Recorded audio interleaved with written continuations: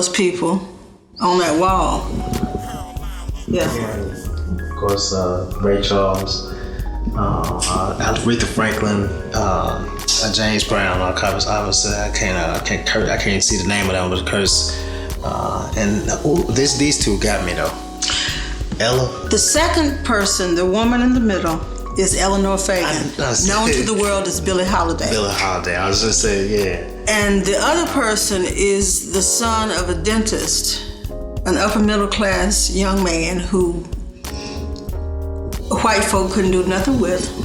They were hypnotized by his music, and he didn't need the music industry because Miles Davis' family they already had money.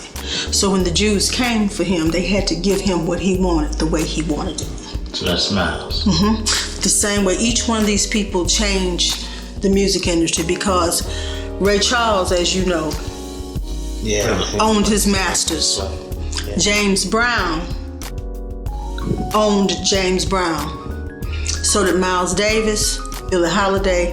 The only thing happened to her when they realized how smart she was, the dope, the drugs, is what took her down. Curtis Mayfield was the first person to put out message music. And since him, you don't hear that kind of message music anymore. We all now sing about more dope, more money, more hoes, more clothes. But when you listen to the music of Curtis Mayfield, he was talking to us. Aretha Franklin. Before Aretha Franklin, all of your divas were light-skinned, beautiful, Eurocentric women. This woman came out, afro, black features, opened her mouth, and changed the scope of music forever. I had to ask you to go back, because just a minute ago we were talking, and you were kind of talking about the Red Velvet, and you talked about going to Memphis with the 3 suitcases. I was simply just trying to sit in with some bands down in Mobile, Alabama. And I was having a hard time doing it because the music industry is still a male-dominated and white male-dominated field. And even our males, you can get up there, you can sound like, you can be whispering and chanting, but if you have that look, they'll go into the studio, manufacture you a voice, and market you. Well, somebody told me nobody wanted to hear, he was polite, nobody wants to hear a plus-size almost 40-year-old woman singing. Nobody's going to give you a recording contract, which is good because most young musicians really think they want a record deal and they don't. Right. So I had written a marketing plan, and I kind of leased it to a healthcare company because they needed African American customers, basically, and they didn't know how to reach the African American demographic. I told them I don't need a marketing budget. I'm going to double your census in 6 months. When I do, you're going to make me completely responsible for that, and I will do that for you for $40,000. They said, okay, okay. And I told them I don't want the money until you get the results. Right. In 6 months, their census had doubled. They started out with 25 clients. Within a year from the date that I started with them, they had 125, and they were billing each one of them between $5,000 and $7,000 a month. I took the money, did a work for hire, hired a studio. I wrote the music, copyrighted it, got a publisher's and a CAE number, and I produced that glorified demo. Right. What I need to do is I need to kind of point out some stuff, because being in the industry, I don't know if y'all know, I used to be in the industry. What she just did was gave you not only a history lesson, but a business 101 lesson in the music business, because we talked about the copyright and we talking about owning the rights to our music and creating the industry, because most artists they can sing, I think you can sing, but you have no creative outlet because you can't produce your own music. So you had to go to somebody else and then get them to put their creativity behind your vocal ability. Well, it's the music business, not the music. Okay, that's right. So when I got it, I did a little research. I got a barcode, an ISRC code. And you got a lot of places that can press your disc. You come up with you some graphics and you off to the races.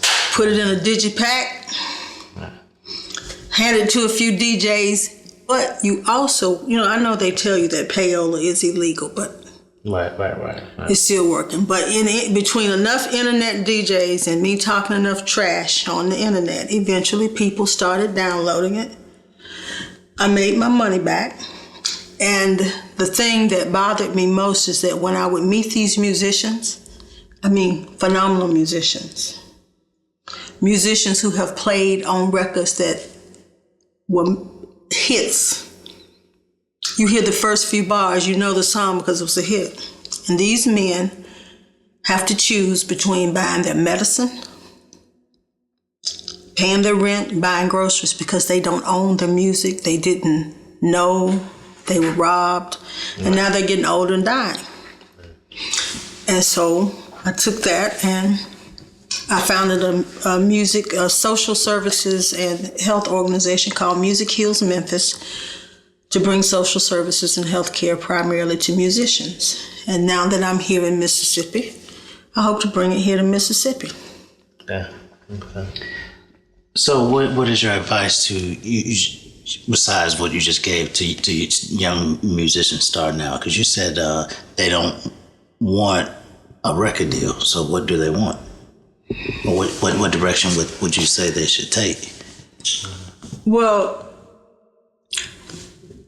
the traditional record deal, it's not good for the artist.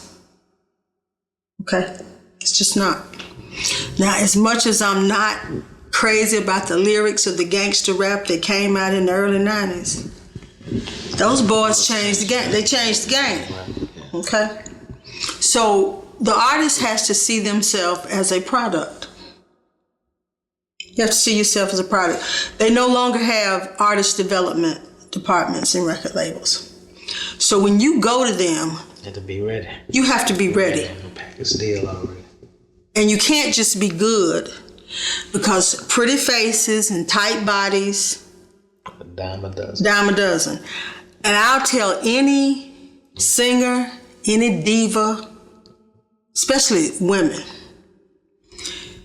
you leave out of Jackson, Mississippi, and you go 50 miles in either direction. Sunday morning. Go down here in one of these little towns that's just got a post office and a gas station. And don't go to the big mega church, don't go to the New World Believers Christian Center. Go down there to Rocky Mount Missionary Baptist Church, or Fine Baptized Holiness Church, and it's a little girl in there, about 17 years old in the choir, and she taking the top off the church, and ain't nobody gonna never hear. You can leave here Saturday evening by 1 o'clock, go to any black funeral. Miss Lizzie, Miss Hattie, Miss Mary Jean, Miss May Francis gonna get up there with that lace handkerchief and shut it down. Nobody ever heard her. And she is just as good as some people on the wall. The internet is how I got found. Playing on the internet. But if you don't know about copywriting, if you don't know about songwriters' rights, if you don't know about publishing, if you don't know the basics of a performance agreement or a record contract, you're going to get screwed. Because nobody at that label is your friend. And if they know that you know this, you might want to peel it back a bit, because if they think that you're young and you're dumb, they will be more likely to want to work with you. You look at all the truly talented artists. John Legend. John Legend's not a dummy. But he didn't blow up to be a megastar. Beyonce knows her dad is from right over there in Alabama. He was already a businessman before his daughter went into the music business. Right. And that is why it has not chewed her up and spit her out like so many others. And you're not going to get famous overnight, so you need an education. You need an education. Mm-hmm. So the day's over with overnight sensations. Well, nobody's fixing to go down here on Ferry Street and walk into the juke joint and hear you on open mic night, put a band together and take you off on the Chitlin circuit and make you famous. The Chitlin circuit is dead. And whether people realize it or not, there is a concerted effort to suppress genuine black artists and black music. That's why all of a sudden you hear all these soulful white artists. Yep. Timberland. I mean, not Timberland, but oh God, I can't think. Aguilera. Yeah. And what's the guy? John B. And what's the one that Robin Thicke? Robin Thicke. Yeah. These people are making Justin millions. Timberlake. Yeah. They making millions imitating me and you. Right, singing the same songs. Yeah. The song. Imitating me and you. And all of our young black kids are sounding like them. Like toys. Creativity is gone. R&B is dying in our community. Right. But that's been a while too, because if you remember back when it was New Kids on the Block, it was a Backstreet Boys, and of course everybody used to always say that I can't think of it. Candy Girl, New Edition. Yeah, New Edition would always complain because they were saying that they were getting snuffed out, so to speak, because of all the people that came after them. But it was the truth. That's what was going on. Design. That's what's going on there, Because I want you to think about it. Everybody here think real hard. Yeah. When is the last time you saw Emerging on 106 in Park? Is that still come on? Remember 106 in Park? With shows like that broke new artists. When is the last time you saw a black band?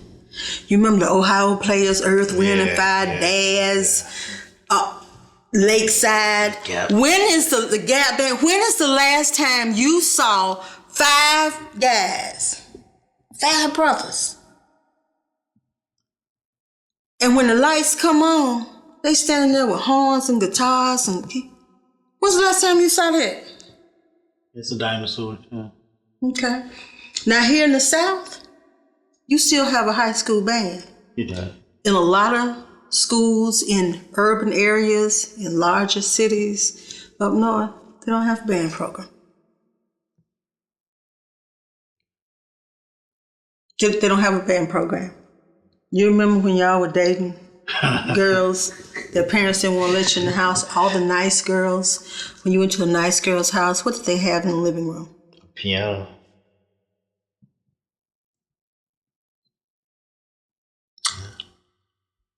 Not anymore. Don't see that anymore. Not anymore.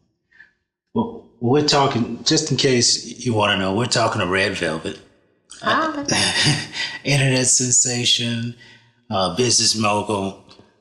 I don't know about being a business mogul. Something happened? Something broke in the news today? I don't know. Blues historian. Don't let it fool you. Blues historian. You name it. Just and a wealth of wisdom with your internet videos. Oh, you're talking about talking to my sisters? Yeah, talking to your sisters. Brothers too. Yeah. Give them words of wisdom out there. I talk to the brothers every now and then, but they don't seem to be as up in arms about what's going on as the women. Yeah, because every day I get either I overhear it or I get it in my inbox, or I'm just tired of hearing that black men ain't. I'm tired of hearing that. I'm tired of hearing that. I will tell you that in society, it's almost like we don't exist. What I mean by we don't exist is if you're not sagging, if you're not thugged out, if you're not just overly aggressive, then you or let me say it like this: effeminate, or push to be effeminate. Then you don't exist. You got a point. You don't exist. You got a point. We're like dinosaurs, Talking about just a regular brother. Just a brother trying to make it is almost a dinosaur. It don't exist. It's like, Just that regular brother. It's just a regular guy trying to make it. You know what I'm saying? He don't exist, and most of it is because I feel like a lot of it we do bring on some of that on ourselves. I will say, sometimes we get the cars. Everybody get cars that are stacked against you, and I'm not gonna say everybody. Like some more than others, we got the cars stacked against us, but I feel like a lot of times that the everyday average brother, he gets smothered between the folks that say, they can't make it because of because of those circumstances that hold them back, and the thugged out brothers and the effeminate brothers. You know what I'm saying? They get lost in that. I don't know if anybody's ever gonna watch your show again, and I may have to hire security after I make this statement. They'll play bid whist? Yes, ma'am. Okay, so when you play bid whist, you get to look at the cards, you get to keep some, you get to do some. Yeah, you get to put them back. Right. Okay. Well, when we got here, we had a pretty interesting deck. Okay, when we first got our players off the boat. That's true. We had a pretty jacked up deck. Right. But after emancipation, during the period of Reconstruction, that got kind of good. Right. Okay. Then you had the Native period.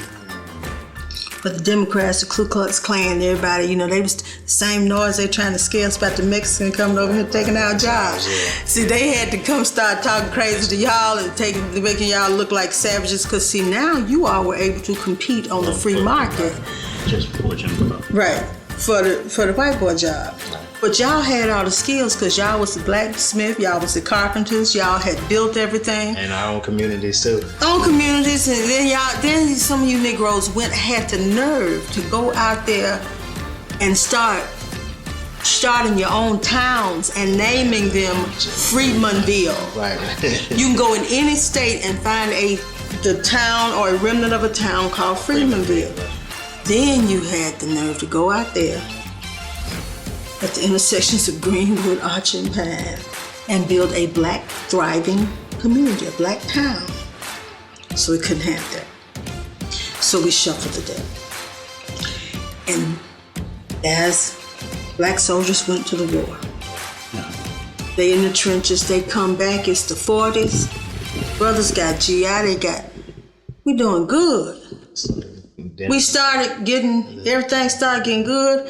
Civil rights movement started getting better. Heroin. Then we had 4 aces. We had the foundation of education.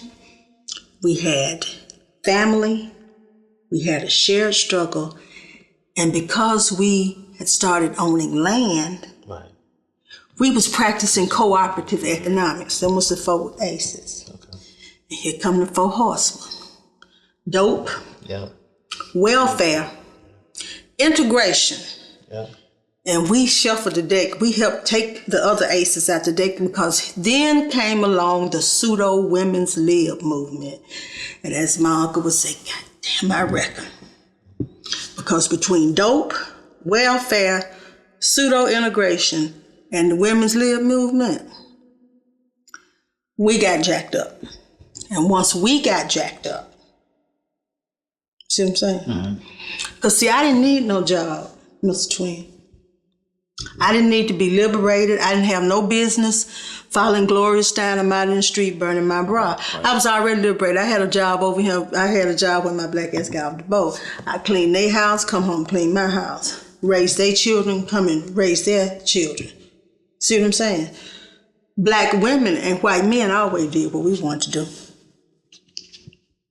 50 years ago, right here in Jackson, I could have had a house over in Georgetown.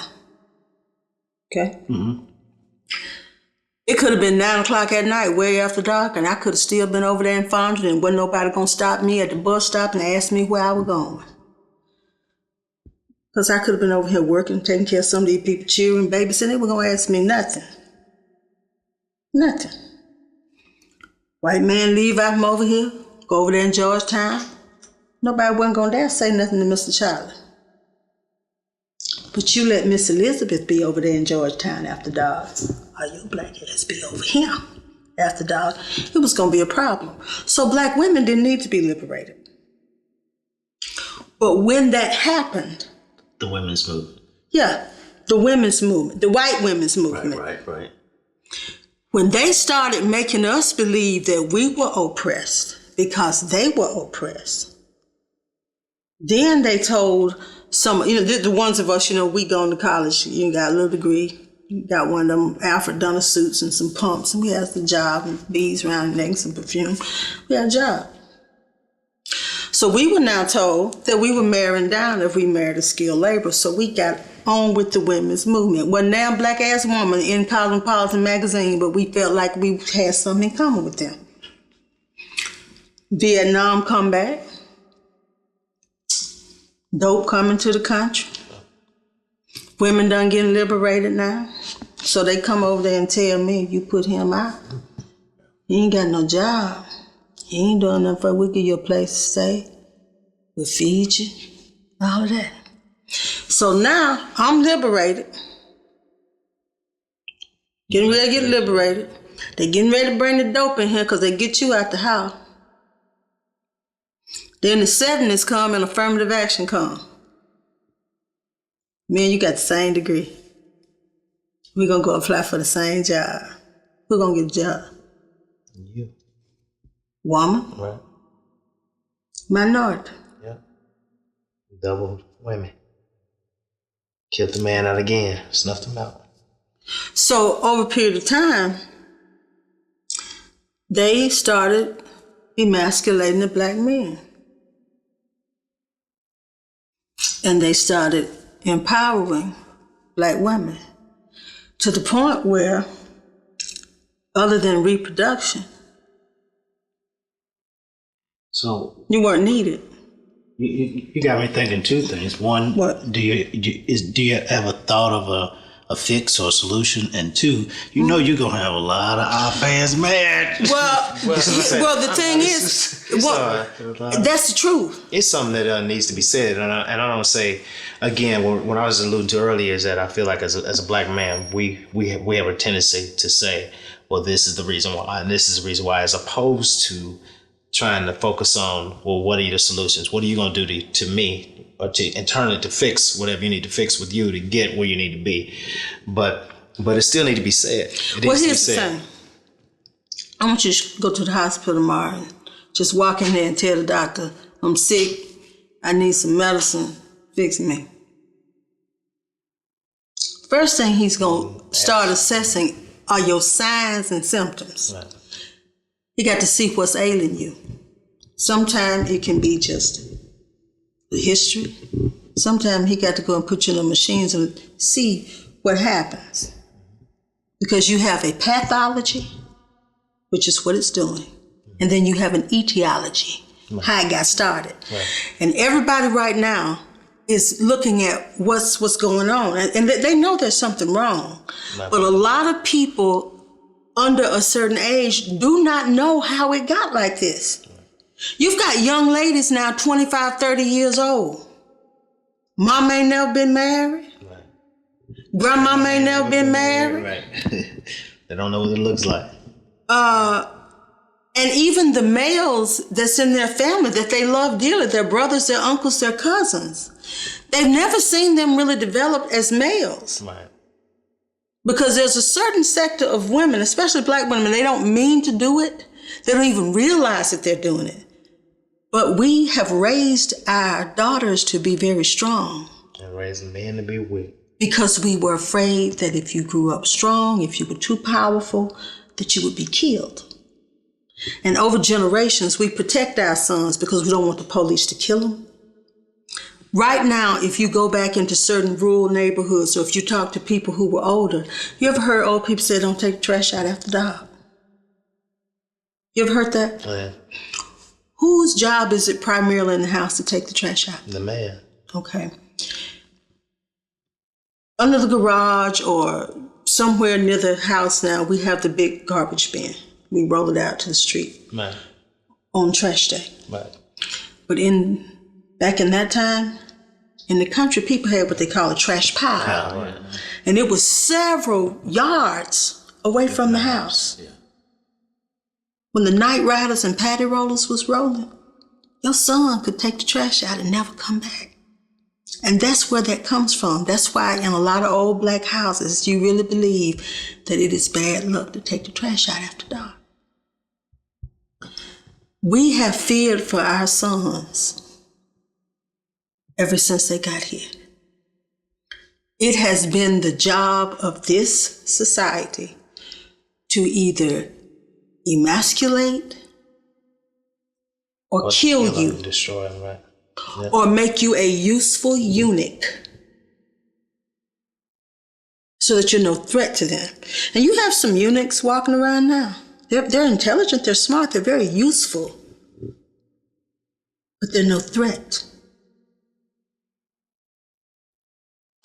Ben Carson. Highly intelligent. Already there. Highly intelligent.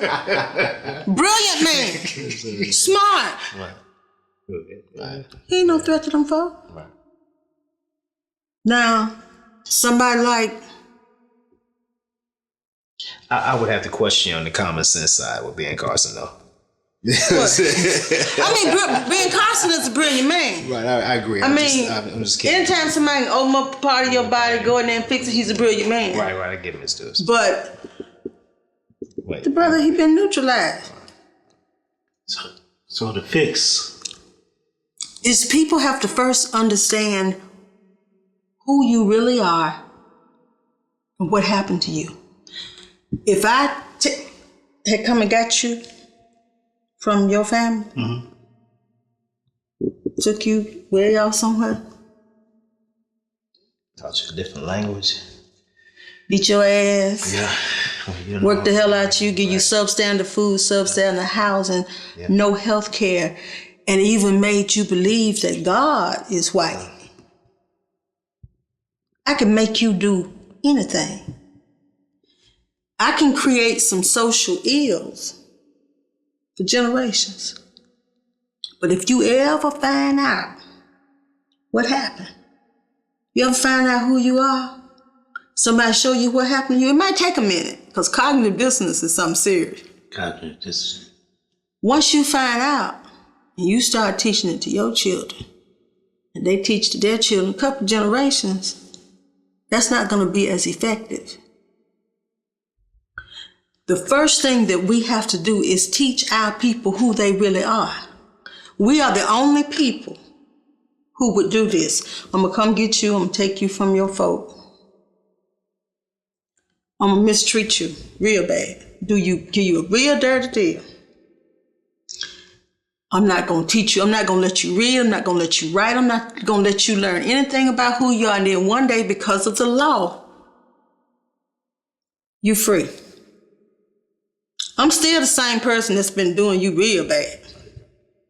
But all of a sudden, I'm going to come to you and I'm going to say, you all have children now. I'm going to build schools for you and I'm going to educate your children. Would you trust me to teach your children anything? Yeah, that's another point, yeah. Right. But we do. We do, yeah. And we cry about the public school is failing. I read about the Jackson Public School is going Jackson Public School System ain't failing. Jackson Public School System is successfully doing what it was designed to do, to miseducate black children. Right. Okay. As the medical and social system is designed to keep you down too, in terms of all the labels and stuff like that we don't bring on our own children. But go ahead. No. So once we self-education, and we recognize the dissonance, then you thinking generational. It might, but the first thing we're gonna have to do is we're gonna have to make use of what we already got, and we're not using it. We got some buildings here all over the country in predominantly or primarily black communities. Big old buildings, well built, building lighting, got theater lighting, cameras, got gyms, and they got state of the art music equipment, but they only open one day a week. For general use. Yeah, churches. Yeah. Educate your own children. I don't understand why the only business that a lot of black churches is involved in is daycare, and once they get a certain age, we don't teach them no more. You got mega churches here with 15,000 members. And the only thing you can teach is Sunday school and you can teach them about the white Jesus. That's all we can do. I'm not saying that that they have, they can't come in and create a curriculum, but you do have some black churches that have schools. So you do have some black churches that have schools. And I commend them, but we don't have enough. As a whole, I get your point. But you do have enough people who have resources and have the know-how to at least create some supplementary curriculum. They have something going on to teach these kids, a library or something. There's enough Greek organizations that some are doing some great things, but there are enough links and Jack and Jills and Greek organizations and churches and federated clubs and enough people with houses with big areas like this that can put 5 or 6 kids and start teaching these kids who they are. We got everything we need. We got enough money to put on Freaknik in Atlanta. Right. We got enough to do the All-Star basketball weekend. But until these children know, but see, a lot of us don't know. That's what I was going to say. Well, you got to start with self. And you look at how we are so easily separated from the things we need to know. I went to see the movie The Birth of a Nation. Right. And nobody, and I'm just going to say it, I ain't finna fix it up. Nobody with good sense could see that movie and not question the role that religion has played to keep us poor, ignorant, and paralyzed. Now, don't go out and tell nobody I said that God ain't real. Don't go out and tell nobody I'm an atheist. No, we've talked before. We know that you personally know that you. But I do want you to realize that there are 4 people in our community that have more power than anybody else to keep us right where we think we can't do no better. The preacher. The pimp. The pusher. Politician. And I ain't saying all politicians are bad.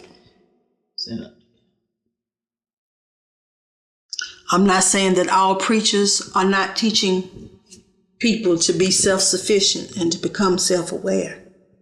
But if you go back and you look at that movie, by the time that Nate Parker's movie got ready to come out, we were bombarded with all this information that he raped a woman. Yeah. Okay?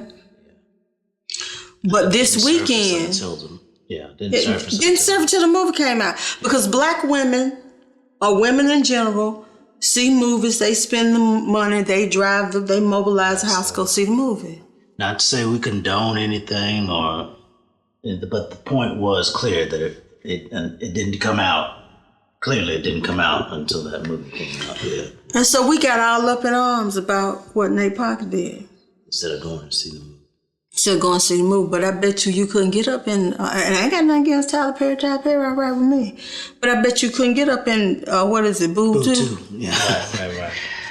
Boob 2, yeah. You couldn't get up in Boob 2. So, what got you, and I hate to... Well, go ahead, we're having a nice natural conversation. Go for a station break, but your videos, what got you started doing those little sound bites, the little words of wisdom, or the little teasers, or it's like it's a modern day mix of reality TV mixed with grandmama put the store the lesson in your breast, kind of old school lesson. It's a hodgepodge. It was a conversation. He's having a conversation, and whenever you get men and women together, what does the conversation come back to relationships. And they want to know, why were we having such a hard time having a relationship? And so they was talking about, guy said he wanted a woman like his grandma. And when you start talking to the guys about what they wanted, none of them said that they wanted a woman with an MBA. None of them said they wanted a woman with a BMW. None of them said they wanted a woman with a 5,000 square foot house. None of them mentioned their investments. None of them mentioned all the stuff that, us, new black diva superpower sisters got going on now. They ain't want nothing about your real estate portfolio, none of that. And when I started talking about it, and I made the statement about what I think some basic things would be, the first thing somebody gonna ask me is, am I married? That's the first thing they want to discredit you, am I married? Your mechanic ain't driving a ragged ass car, but you want him to fix your car. People in the restaurant ain't hungry as you are, but you want to go over there and get something to eat. But it happened, and when I went over the points of that conversation, this guy said, man, it would be cool if more people could hear this. And around that time was 2013, 2014, Facebook lets you start putting videos up. So I put a video up about don't forget to be good to him. Just basic, don't forget to be, like little stuff like, let's say you come here and you had a bad day at work. Check that video out. Don't forget to be good to him. You just had a bad day at work. It ain't nothing personal. It's not that you don't love me. But you don't want to hear. You don't want to hear nothing right there. You don't want to hear about the kids acting up in school. You don't want to hear that the hinges are creaking on the door. You don't want to hear that the car is making a funny noise. You don't want to hear that they've sent a second notice for the insurance for the house to be paid for the next year. You don't want to hear about the escrow, the tax. You don't want to hear nothing. You want to come in. You want to take a bath, you want to get a drink, you want to chill for a minute, you want to get a full stomach. After that, then I may be able to have a conversation with you. Little basic things like that. Women are not taught that anymore. Because I work just like you do. Yeah, so why you deserve to get them? Right, why do you deserve that? So when that video got picked up by Michael Basin, and it went kind of viral a little bit, I kept doing them just by listening at what people was talking about. And I took something for granted. I wasn't ungrateful, but I took something for granted that I didn't realize. A lot of people we don't have extended families anymore. We have nuclear families. Giving you the nuggets and the information. Yeah, houses don't come with these anymore. Right. They don't come with porches anymore. We got 9 TVs in the house. Right. Everybody got a tablet, a cell phone. They got some beat headphones. Right. Everybody talking to nobody. Right. See what I'm saying? Right. And I live here in Jackson, and you live in Gluckstack, and you live over in Brandon, and grandmama's still down in the country. Ain't nobody going over grandmama's house on Sunday. No, and if you do go, you're not listening to what she got to say. No, you're not listening. But when we were kids, you went to your grandma's house on Sunday. Right. And it was possible that Uncle Joe and Aunt Mary and Aunt Louise was all there. And everybody could tell you something. And you had to listen. And you had to listen. And you had to be nice. Right. You couldn't say, I ain't going to listen or whatever and stomp off or whatever you going to. And if something happened in the neighborhood or happened to the community, then they talked to everybody so it wouldn't happen. You see what I'm saying? But now, like I said, we got 5 TVs. Mama got a job. Daddy got a job. Kids working at McDonald's. The dog got a job because he got to watch the house because everybody else gone. We don't have a community. We don't have no community anymore. No community. You sending your kids over here to the high dollar private school. You got your kids in the magnet school. The KIP program finna come in. Common Core. All our kids gonna be crazy as hell. So you live here in Jackson. You the principal. You live way out there in Bumblejack, Mississippi somewhere. When we were in school, you didn't act a fool in English class because your English teacher was your Sunday school teacher. Your principal was your pastor at your church. Right. And the guy that was the janitor at the school, he lived 2 streets over. You did something crazy at school, your mother knew it before you got home. They knew you when you registered. Yeah. Johnson, which Johnson you? They taught your mom, they taught your uncles, and they cared. But we don't have it anymore. We don't have community anymore. We don't have families anymore. We don't even have normal families anymore. Kids go to somebody's house and they see a man in the house that's running the house. That's weird to them. Right.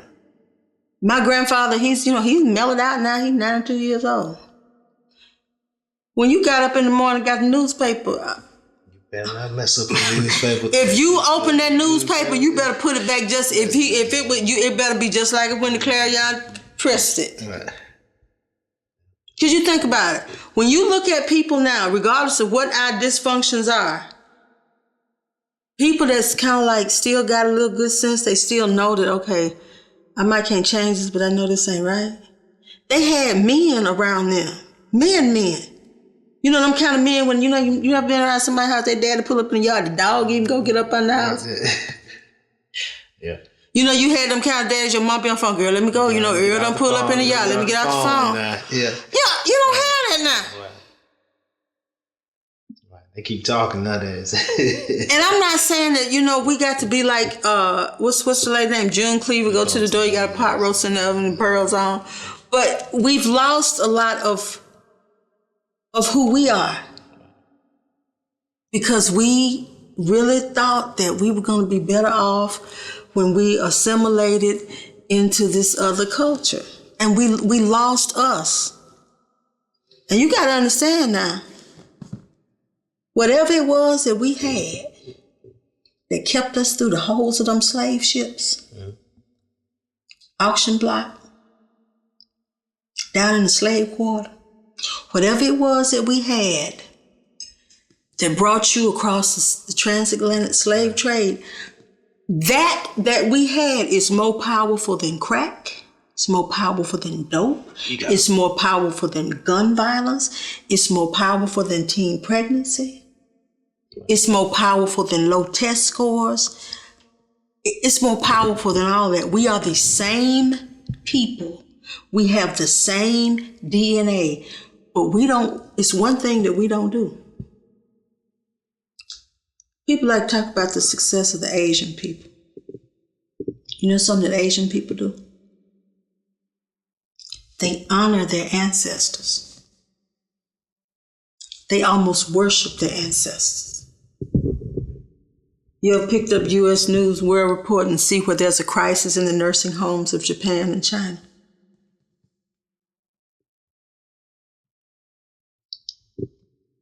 They take care of their own. And we used to do that too. And I'm not saying that everybody can afford to keep granny at home, but we don't honor our old people anymore. We don't even talk to our older people. And I tell anybody, trust me, you can get to be 40 years old and still be a damn fool. Right. You ain't gonna get to be no 80 or 90 years old, be crazy. When you start seeing 70-year-old black men, 70-year-old black men who got something good going on in their lives, that's an enigma. Start looking at start thinking about 70, 80-year-old black men you know. Do you see many of them? I'm talking about the kind that, Right, I know what you mean. That's successful. That's got some. Yeah, and I'm not. And they don't all have to be doctors and lawyers and energy chiefs. I'm talking about the man hard work. The truck driver, the mailman, the mechanic, the farmer. We don't see that, and when we do see that, we have no idea what we're looking at. Right. Yeah, we don't even know what we're looking at. Yeah. When you see an 80-year-old woman, I wouldn't care if she could not read her name in block letters on that wall. When you start looking at 85 and 90-year-old people from here in the South, you're looking at gold and you don't even know it because they can tell you something. We want to go to, what's all these life coaches and young man's and all of that. Yeah, we want to go have a corporate seminar about how to navigate in corporate America. You go talk to an old black woman that had to work in some of these white people's kitchens, she can tell you how to be diplomatic. She can tell you. They can tell you how to break bread with the devil and not waste no crumbs. You go talk to an 80-year-old man that probably used to operate the elevator down at the Capitol. You want to talk about diplomacy, decorum, how to put on a poker face? How to survive. How to survive? You've got people here, still here in Mississippi. Dr. Robert Smith is still alive. He's still here. You've got people like Dr. Malcolm Taylor, who's a cardiologist here. I don't know of anybody else. I'm fairly new to the area. I don't know of any other black cardiologists that have a cardiology practice that have that many Dr. Gary Davis, a nephrologist, these men. Dr. L.C. Tennant. Dr. L.C. Tennant is one of the greatest doctors. Somebody need to give him a Nobel Peace Prize.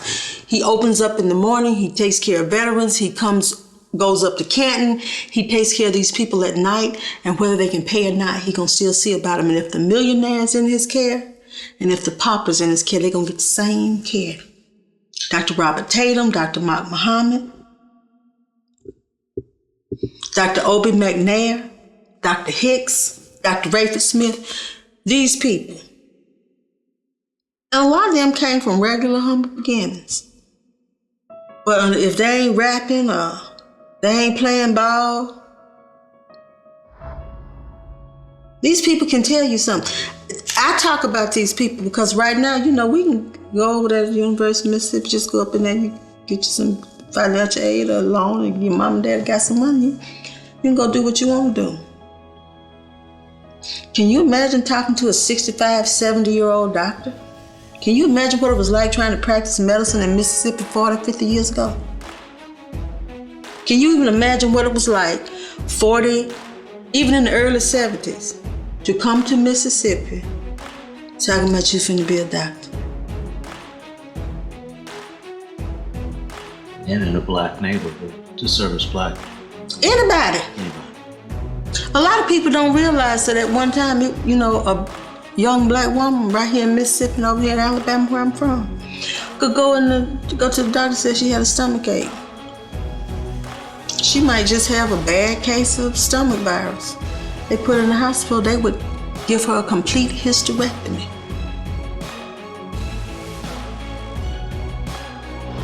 Leave her and they did it as population control for poor white people. For poor black people. And we think the game has changed. The biggest problem I think that we're having now as a people is that we don't really know what happened to us, why it happened. And we think that it has changed. The game may change. The players have changed. Like you ever seen the new Monopoly? They got a few new pieces. Yeah, they got a few new pieces in the rules. They got, different. The treasure chest look different. They got a little card, another shoe. Same thing about this, what's going on with our people. The game has changed. They got a few new pieces. Crack wasn't out in the 60s. We ain't had no, we got a drug problem now in America. We got a drug problem now. Oh, yeah. Yeah. Oh, this opiate, that's amazing to me because I'm saying, of course, they released crack on the community. As before they in the 70s, it was a heroin. But now we have a drug epidemic. And I'm like, really? I was in the 80s, I was between Birmingham and Atlanta.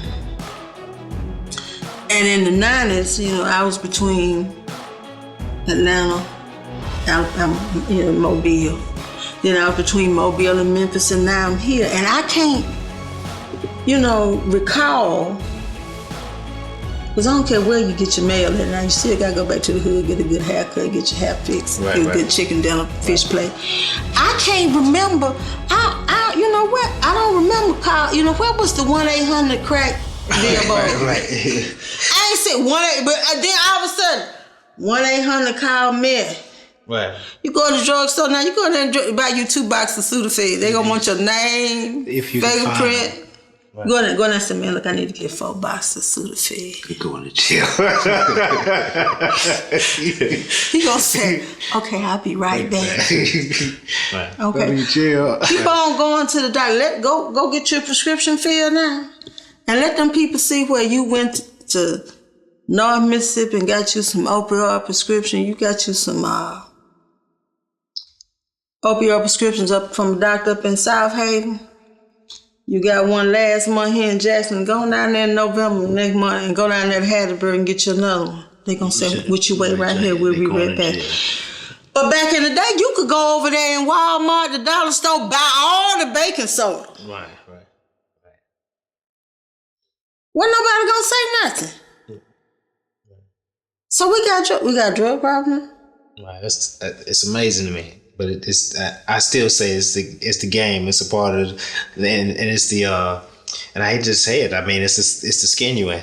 That's the skin you in. And of course the thing that irritates me the most about it is because people say that if I defend or if I say or if I'm even not defend but just I live a life that I just happen to be black and I'm living my life and it's pro-black because I'm black. Then I'm a racist. Well, see, I've been black 3 times. Right. I'm a racist because you can't be no race. You know what I'm saying? How can I be? But that's what the perception is. Well, no, you can't be a racist. Yes, ma'am. Because you don't have your toolbox ain't full of all the tools you need to be a racist. Now you might be a little prejudiced, but you got your toolbox. You got some other stuff you got to have in your toolbox for you to be racist. For one, you got to be able to control some banks. You got to be able to control some commerce, some land, some resources. You got to be able to control some policies and things be made. Then you can be a racist. See what I'm saying? I do. Let's see. Let me pull somebody out the air that might be like Donald Trump. Let me ask you something. I want to go back to something you were talking about earlier. You talked about the work you did in Memphis, and you said you wanted to bring it here. Explain a little bit more about that. I wanted to. Memphis has, at the time I was living in Memphis, I think the poverty rate was like 26%. That's almost a third of the population, but a good fourth of it. That means if you walk down the street, you see 4 people, it's possible that one of those people is living in poverty. Well, I saw it with the musicians first. And then I got a chance to work at the trauma center in Memphis. And I was able to see people who just didn't have basic resources that would stop a regular, ordinary occurrence from becoming a crisis. I mean, if you've got enough resources, you missing the bus to get to work will not become an emergency. You wait 15 more minutes, you're late for work, you deal with your boss and you're going about your business. But if you're catching the bus every day and your lights may be out, and this is the 3rd time or 4th time this month you've been late for work, and you miss one more day of work or you get suspended and you lose 3 days' pay, it's the difference between rent. That is a big reality for a lot of people in Memphis. Well, when I came here, Jackson is not the large metropolitan area that Memphis is, but you still have a lot of great musicians who can't get what they need.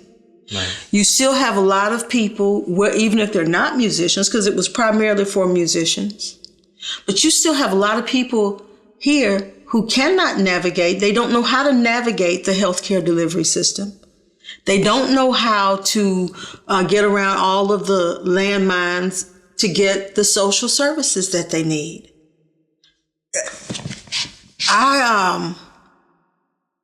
Very recently, I was talking to someone who thought that they could be told that they had to leave their residence because they had certain health problems, because their landlord told them, you're a bad risk.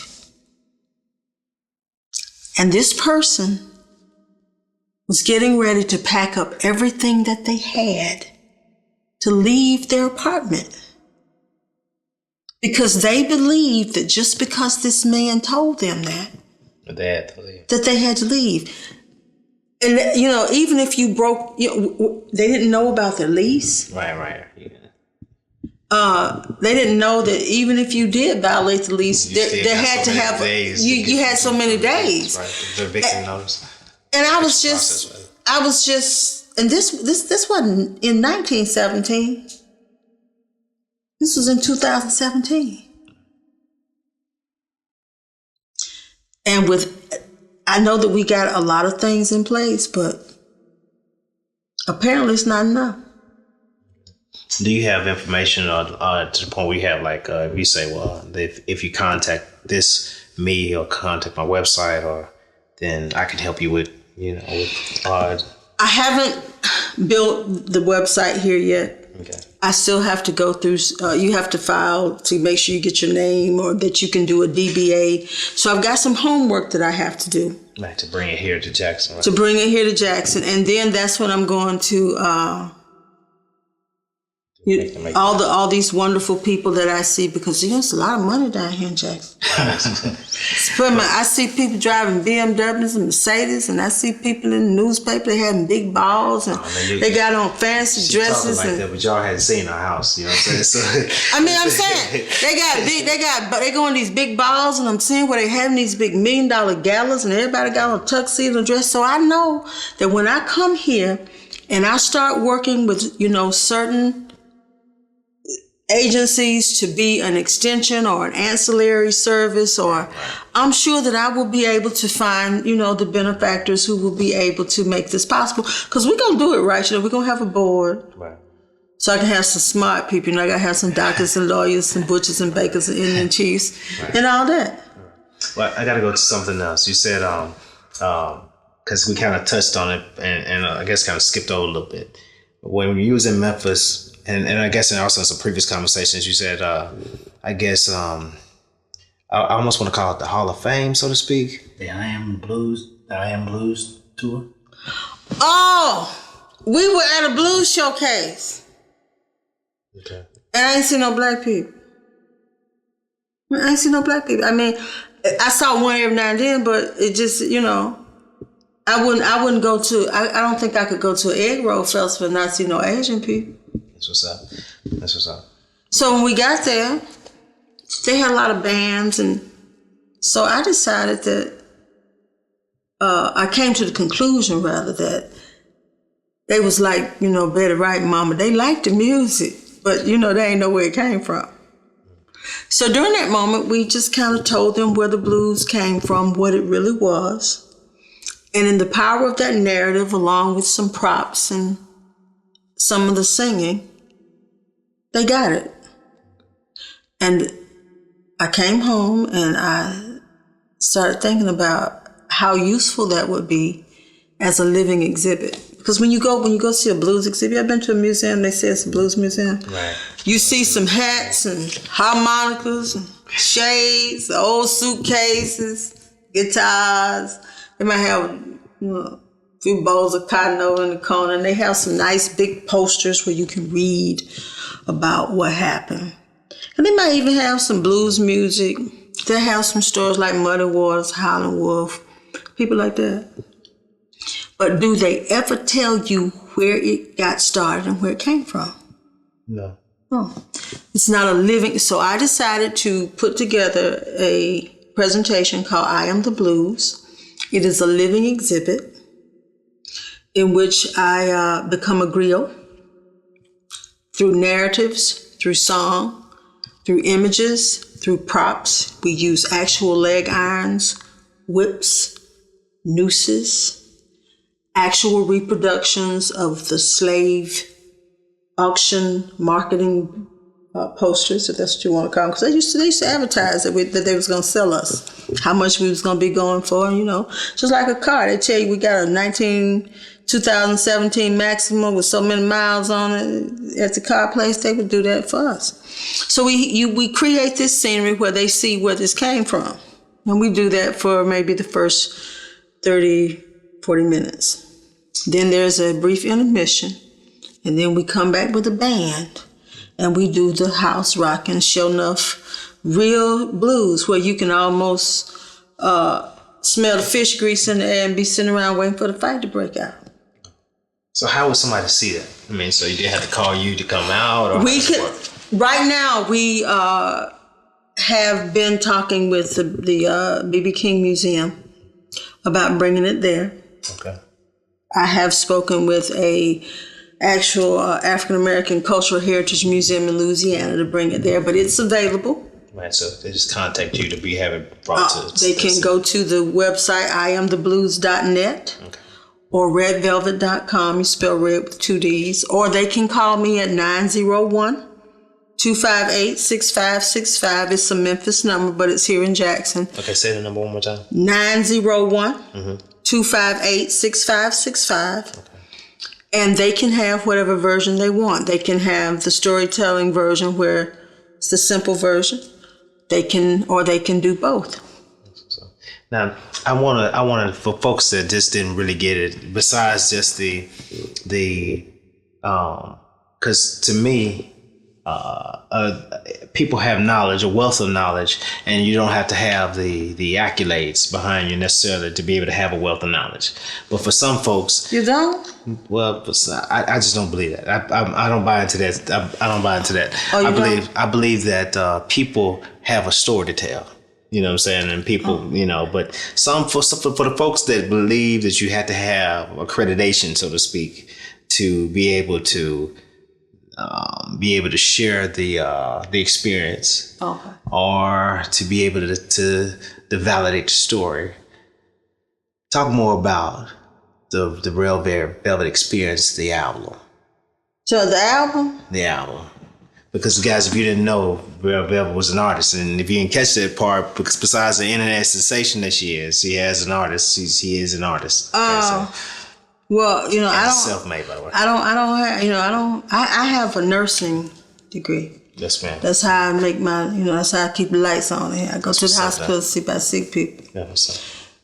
Other than that, I don't know now.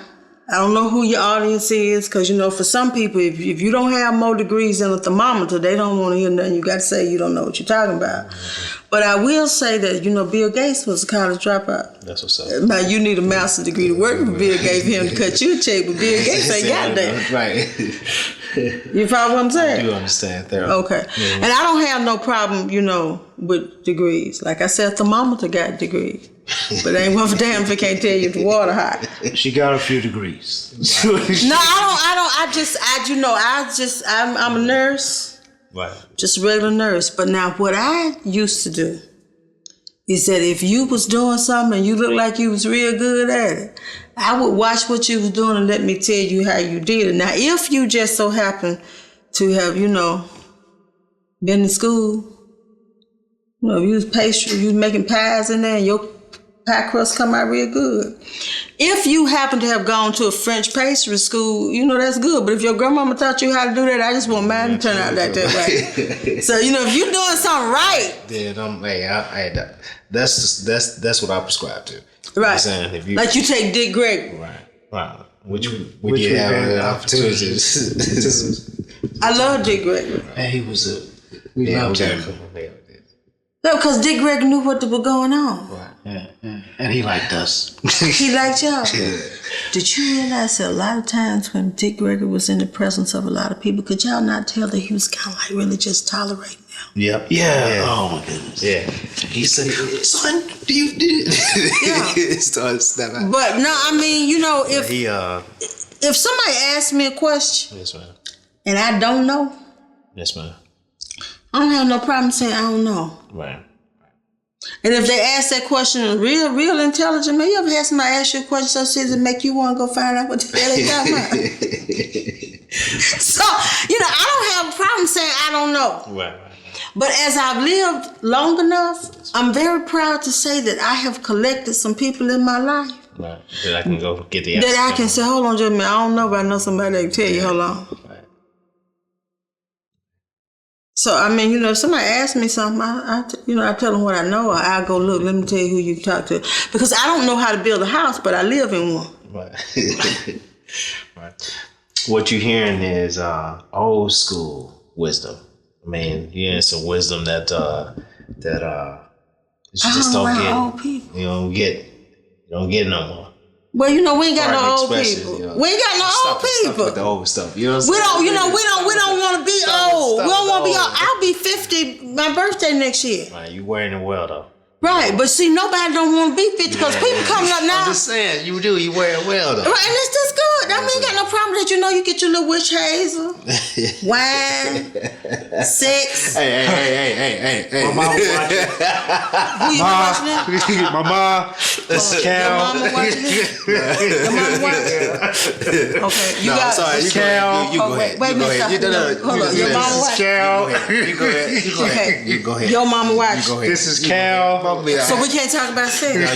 Come on now. Go on. you get- Come This on. is Cal. Go ahead, Fitz. Anyway, Kat, what I'm saying, you got all these older people, but nobody don't want to be old no more. right. Because you see what you say. You see what they say. 60 is the new 40. Oh yeah. And 40 is the new 20. And I used to think that was just a marketing, some cool thing. But when you start looking at people now, They going for that though. they follow for that. And when you talk to some people that's like 40, do you remember when you talked to, you ever been, when you was a little boy, you ever been hung around a 40-year-old man? 45-year-old man, 50-year-old man? They wasn't nothing to play with, was it? Yeah. They did not play. Right. No play to it. Your Uncle Rochester, when he was 45 years old, did not play. Your Aunt Mae Francis, when she was 45, she didn't play. My daddy. Didn't play. But see now, Mama. people say 40 is the new 20. Really? It is. It is. It is. Because at 20, it's like you're talking to a 20-year-old. Because people don't,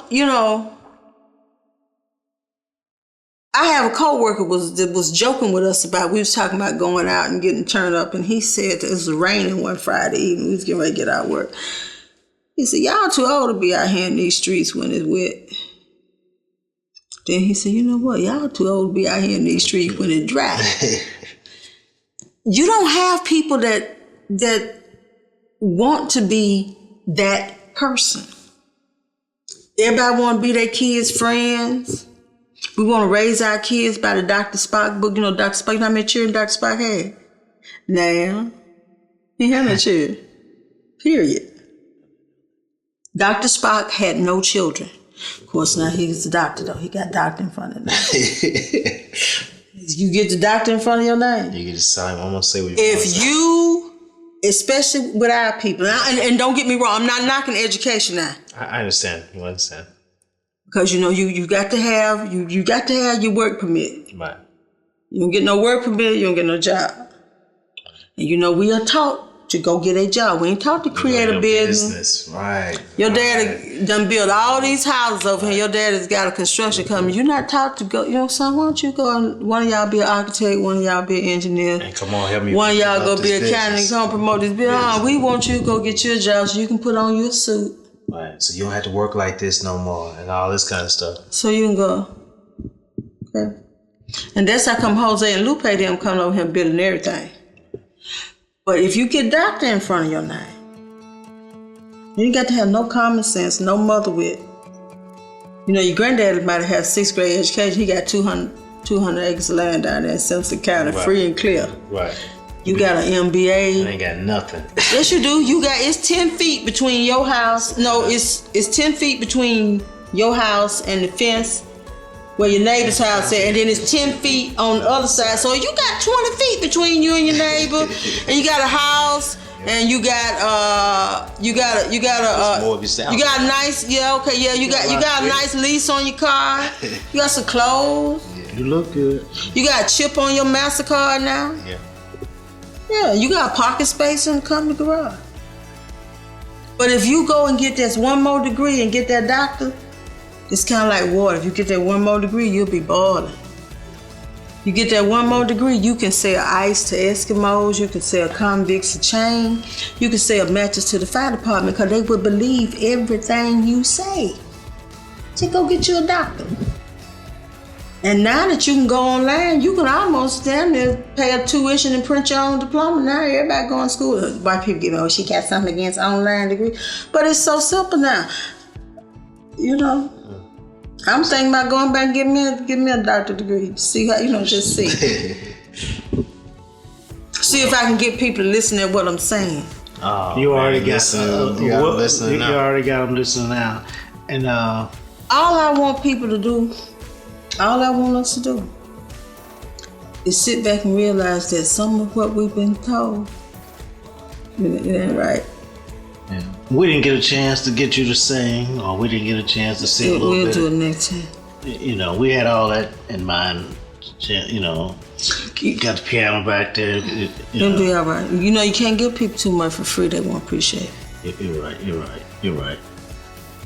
Where's the website again that they can see? I am. They can go to, I don't know, somebody told me you could just Google me and stuff will pop up. I know you can do that with us. You can? But I Google me and some lady with the same name I got, she beat up somebody, shot somebody, ain't me. So I don't want people Googling that name. Just go to the site, go direct to the site. So where they go? You can go to redvelvet.com with 2 D's. You can go to iamtheblues.net. And book the show. You can go to crystaltuckerspeaks.com. That's if you want, I do. I have a. If you can handle it. No, I tailored my presentations. If they want truth. To the audience. You know what I'm saying. I'll put on a nice suit and corsage, nice pumps and conservative hairstyle, and come in and do your women's empowerment breakfast. And you can almost script what you want me to say. And then I have the other one called Put It in the Bag, and that is for children, in which I go in with my big bag and I teach children just how much Black people have contributed. That if we were to leave this country and we were to pack a suitcase and take everything with us that we literally brought or built or created here, all these things would be in the bag. I saw that video. That was an awesome video. That woman told me, though, she said, if you people don't like how you treated over here, why don't you go back to Africa?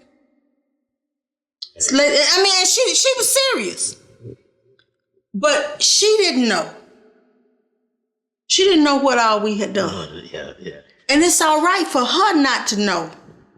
But it's not good. It's not all right. That's not to know. Right. So that's why I asked her, ma'am, I know you're watching this video on your phone. I need your cell phone, because the technology that's the foundation of the cell phone was created by a Black man, and the internet, the technology that's the foundation of the internet was created by a Black woman. I'm going to need that, they like peanut butter sandwich. I'm going to need that peanut butter sandwich you're eating. Right, yeah. Because you got to give me that back, because George Washington Carver did that. So you said the video is put it in the bag? The videos put that in the bag, and so I've decided to turn it into a presentation for children. Okay. Where the children get to play a game with me. I come in and I start telling them, some things about some of these great things that they see every day. That's what's up. And how they enjoy it and how great it is. That's what's up. And I hand it to them, and each child gets to come up and he pulls something out of the bag. And once I explain to him that this is like a toy car, that the first car that was ever made was made by a Black man, then we get to put that in the bag. What about the name of the video earlier, the one that started it, that you say that... Don't forget to be good to him. Don't forget to be good to him. Okay. Men like that video. A lot of women got mad about the video. So... And we can't talk about sex. But I was explaining to women. I was explaining to women that I think what made the video jump off was when I explained to women that when men want to have sex, that's their way of connecting to us. And when we tell them no, that it actually hurts their feelings. It can actually hurt their feelings, because they don't, you all are wired differently than we are. And people actually listened to it, and it kind of took off. And so from there, I just started talking about things that people talk about. They may not agree with me. I'm not saying that I'm always right, because I put up some videos, and when I started reading the comments, I'm like, oh man. And you start seeing why people believe the things that they believe. Right. And that's their reality. And so I've learned just as much from the people that watch me as I watch them. Especially now since you can cast the Facebook to the TV. Oh. And I'll be simply reading his comments. And to them, it's real. But we haven't seen a lot of healthy relationships. We've seen a lot of dysfunction. It's created. I mean, Real Housewives of Atlanta. Oh, yeah. Basketball wives. Well, You see what I'm saying? Yeah, it's more drama and dysfunction. You get that. Right. Don't nobody even remember when Julia used to come on TV. Right. Remember Julia the nurse? Right. With a little boy named Corey? Yeah. Okay. So you don't have that. So if you had to say, I got something I want to close with or just leave on your mind or leave on your plate, what would that be? To people in general, you can't get along with other people. You cannot even get people to even imagine that they will respect you until you know who you are. You don't know who you are? You can't get along with nobody. Nobody can't get along with you because you can't get along with your damn self. I can't demand anything from you and beg you for something at the same time.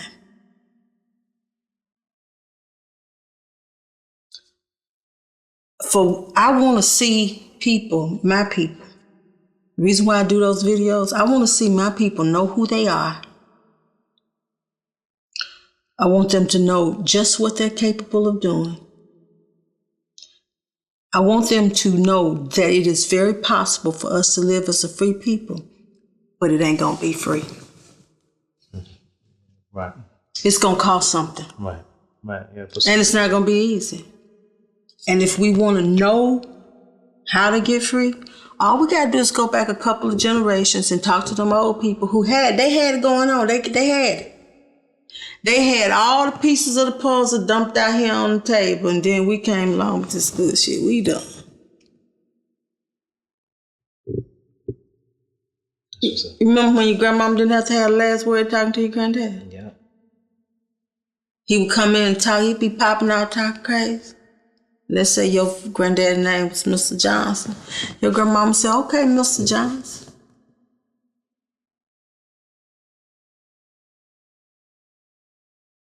But we messed the game up. We wanted to go over there and you know who did it?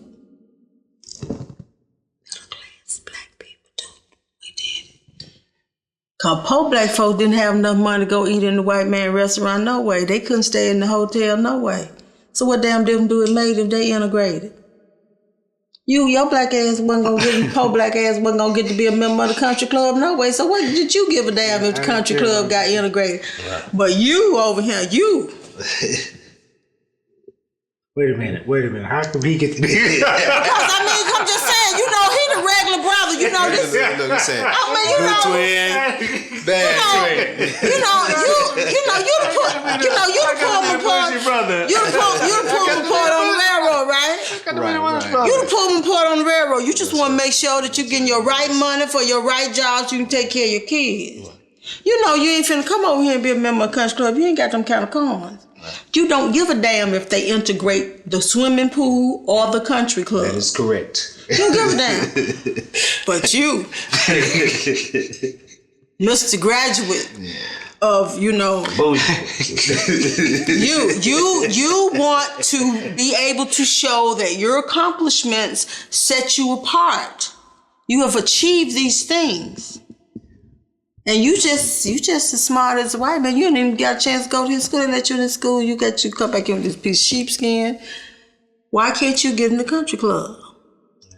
I say a lot of times, I'm sorry that we left a classist system in England and came over here. So supposedly like they did, but then they got over here, did Emancipation Proclamation, Declaration of Independence, all these documents to say we're gonna all be created equal, and then set up the same classist system that was over. And that's all right for them, because white people did that. Right.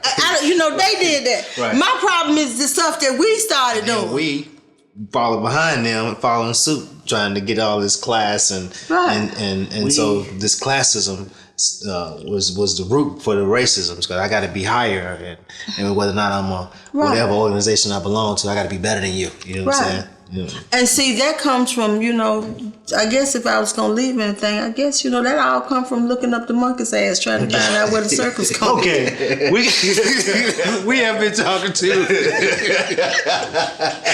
the monkey don't talk. we've been talking to That man can edit anything. Miss Crystal Tucker. You can check her out on Facebook. You can True or Google not? it. You can check her out on Is he YouTube. supposed to be the good twin? You can check her out on YouTube. You can catch one of her many viral videos. We certainly appreciate the fiery time that we have spent. And it kind of reminds me of the conversation we had with Dick Gregory. It's ironic that you mentioned it, and that's not just to shout out the fact that we but check out Dick Gregory. I love Dick Gregory. But our conversation put us in the vein of what kind of a lot of what he talks about. He says the ship is going down, and you might as well get comfortable and get a seat in the ship. But in spite of that, he feels like getting information out to our people can at least make the ride down a little bit more comfortable, a little bit more Man, palatable. if I could get as many people listening to me as Dick Gregory and be as informed as he is. Oh, he was brilliant. He was so That would brilliant. be great. And he was studied to me. I mean, it just didn't just pop off at the mouth. He had something to say, and he had the information to back what he was saying. He was so brilliant. He'll make you think he was crazy. If that makes any sense. He was so versed on so many things that had nothing to do that I didn't even know there was a book for that. And he had books everywhere. He just make you think he was crazy. What were you gonna say? You ever heard the fact that a wise man can play a fool, but a fool can't play the wise man? I never seen Dick Gregory in a tuxedo, not that I can recall. Because you can sit here right now and you can start, if you want to do that, you can sit here and go around this room and kind of start estimating how much money I spent to decorate this room. You can look at a person and tell how much money they spent. You can't look at a person and tell how much they had sense enough to keep. Right. Same thing with a person like Dick Gregory. Dick Gregory can, because you don't know, and that's what we suffer from as people sometimes. Because I don't know what the hell you talking about. I think you don't know what the hell you talking about. Right. Speaking of Dick Gregory, they just came out with an article talking about, remember he was talking about manganese? Manganese. The study, they have proven that it happened, that it really did happen in St. Louis, and they are looking for people to come forward to know when they went through there and even tore down the whole communities and the whole neighborhood. I forgot we was kind of like on camera, because I've been talking to y'all like we was just talking here in my living room. So keep that in mind when you're watching the video. And Ma, it was him. See, if you all had me to get up, come into a nice, like generic studio with a little desk and a little couch, I probably would have been more, I probably would have been better behaved. No, we got the real deal. I appreciate it. Hey, speaking of shameless plugs, don't forget to go check out our videos as well as get our t-shirts. We got t-shirts out now. Y'all got t-shirts? Yes, man. We got t-shirts that say messages on them.